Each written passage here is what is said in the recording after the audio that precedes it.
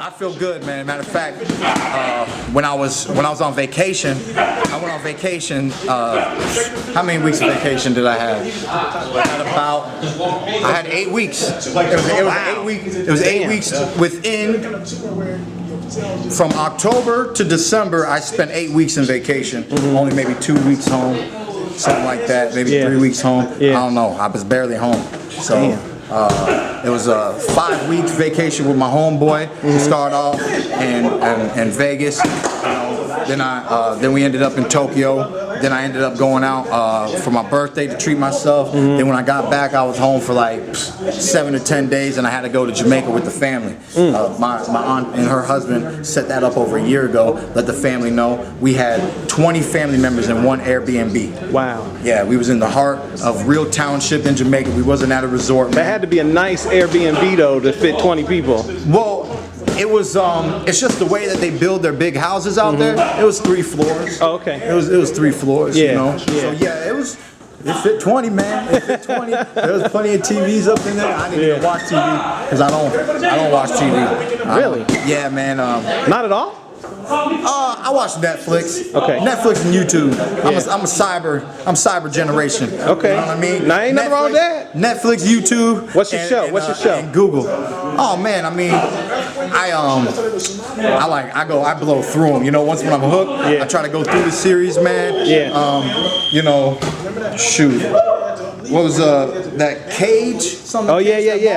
The I busted through that one. Then I decided to go through a new Super one, and I watched the Supergirl. Oh you know yeah. What I mean, I was surprised at first. It had its little corny moments. It had its little girly moments. No, it gets better though. At the end of the day, it was a great. It was a great story. She's more powerful than Superman. And at the end of the day, when you understand what the American society is going through, Hillary Clinton almost being president, everything that Oprah's done and how long she's been at the top, and just Sarah Palin and just women in general, women upholding powerful positions, and from CEO, management, banking positions, government positions. I mean, women can do anything they want to do today, and I don't have any kids, but one day I do plan on having kids, and just knowing what kind of world that my child's going to be born into. If I do have a female, it shows like that. It's, I was in Target one day, and I just, there's more girl clothes than guy clothes, so I gotta walk through, and this little kids section, but it said girls rule, girl power, all this stuff, but those little affirmations are very real. There was once upon a time back in the day where there women and fought against feminism, equal rights, things of that nature, but because the movement was strong, is strong, and continued for a very long time, today, in today's generation, in our era that we're in, I mean, women can achieve anything that a man can achieve. Yeah. I mean, we were really close to having a female president, and I believe one day America will have a female president. There's other nations and countries that already have female presidents and have had multiple female presidents. So the world that we are in, it is changing. And I mean, power to them, Yeah. I still do believe it's a little bit of a man's world, but they're getting their just dues. That just lets you know how far we've come, since back in the day when all you saw was men. All the black presidents, even when they were putting it in movies before it happened, Yeah, Morgan Freeman. I think Morgan Freeman was the constant black president in every movie. Right. Right. Shoot, he's a constant. He's a figure of many traits. Morgan Freeman, man. He's a good dude. But yeah, man. I mean, I'm trying to think of what other shows, man, because I got. There was this one I came across. Philosophy, right? It had to do with this philosophy teacher.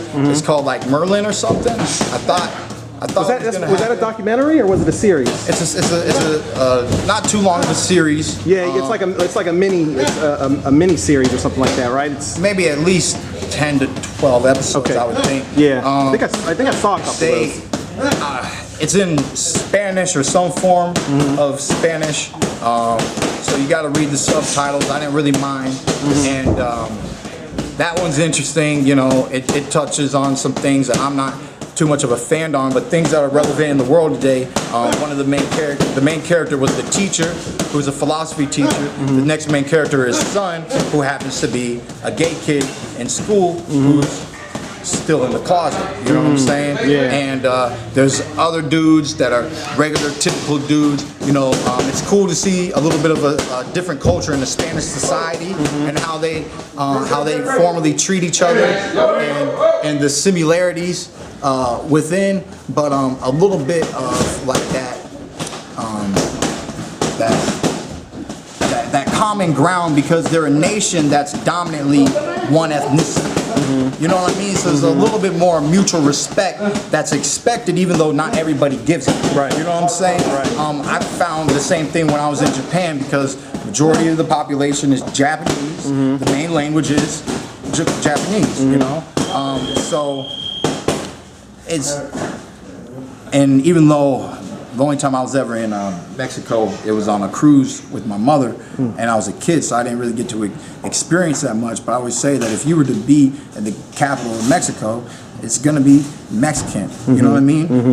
And the reason why I'm bringing it up right now is because I was born in America, Right. where it's different. It's a melting pot. It's a melting pot instantly from the get. I'm in Florida, so you got Puerto Rican, Haitian, Dominican, Jamaican, you know, and Europeans, Canadians, you know what I'm saying? And you just see it all. You grow up with it all. There's Asians, you know, from Chinese and Filipino and Thai and things of that nature.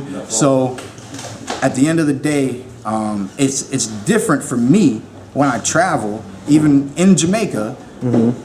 Jamaicans, you know what I mean? It's different, and you get to see where heritage really comes from, where pride from a nation really comes from, and how people should be prideful of their country's history, what their people have gone through, overcome. And then, you know, some people, they know that they're not that proud at the current moment because of the political situation, Right. and how their government isn't doing what's right for the people, and they have a right to have those feelings of animosity towards their own country in that way.